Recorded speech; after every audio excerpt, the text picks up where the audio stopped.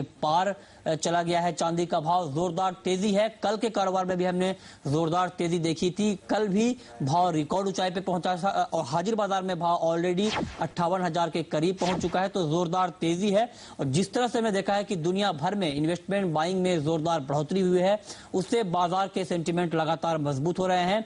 ETF की demand, silver ETF की demand लगातार बढ़ रही है। दुनिया का सबसे बड़ा silver ETF I share trust की जो होल्डिंग है वो रिकॉर्ड स्तर पे है। 1100 टन से ज्यादा चांदी आई शेयर सिल्वर ट्रस्ट के पास है। ये इस बात के संकेत है कि जो बड़े फंड्स हैं, जो बड़े प्लेयर्स हैं, वो जमकर सोने और चांदी में पैसा लगा रहे हैं।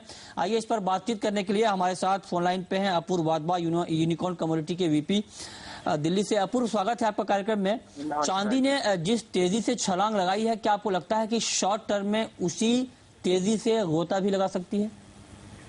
देखिए, अभी इन लेवल्स पे तो नहीं लगता कि कोई करेक्शन आएगी, क्योंकि एक ब्रेकआउट लेवल चांदी ने कर लिया है। तो बिल्कुल इस लेवल पे लगता है कि बाइंग कर सकते हैं। और अगर छोटी मोटी करेक्शन आती भी है 47,500 तक, तो वो एक बहुत अच्छा रेट रहेगा दोबारा री एंट्री के लिए। बट करनी बाइंग ही चाहिए। और करीब इंटरडे की बात करें तो 48,500 तक मुझे लगता है हम शाम तक चांदी को आता देख पाएंगे।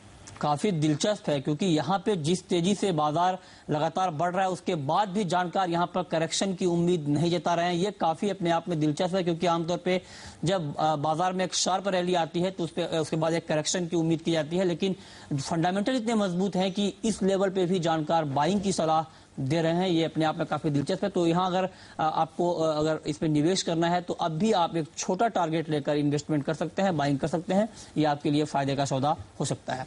चलिए आगे बढ़ते हैं, बात करते हैं सोने की। सोने में भी तेजी है और कॉमेक्स पे भाव रिकॉर्ड स्तर पे पहुंचा है। $1458 प्रति औंस के करीब। अगर हम एमसीएक्स की बात करें तो यहाँ भी तेजी है, 21,100 के पार है, 21,200 के करीब पहुंच चुका है भाव। रिकॉर्ड स्तर के करीब एमसीएक्स पे भी है भाव। अच्छी खासी तेजी है। और जिस तरह से हमने देखा है कि यूरोप के आर्थिक हालात कहीं ना कहीं अब भी खराब बने हुए हैं, उससे बाजार में लगातार तेजी बनी हुई है। मूडीज इन्वेस्टर सर्विस ने रेटिंग घटाई है पुर्तगाल की। ये इस बात के संकेत है कि वहां के हालात अब भी ठीक नहीं है। मतलब साफ है कि सुरक्षित निवेश के तौर पर सोने और चांदी की मांग बढ़ेगी। और इसके अलावा अगर हम बात करें ग्लोबल मार्केट की, तो ओवरऑल महंगाई बढ़ने का खतरा है। और यही वजह है कि चीन ने यहां पर ब्याज दरों में बढ़ोतरी की है। तो जाहिर तौर पे हेज अगेंस्ट इन्फ्लेशन और सेफ हेवन बाइंग, इन दोनों तरह की जो बाइंग है फिलहाल सोने और चांदी में हो रही है। अब बिल्कुल संक्षेप में आपसे समझना चाहेंगे अपूर्व, क्या गोल्ड में भी आपको लगता है कि तेजी बनी रहेगी?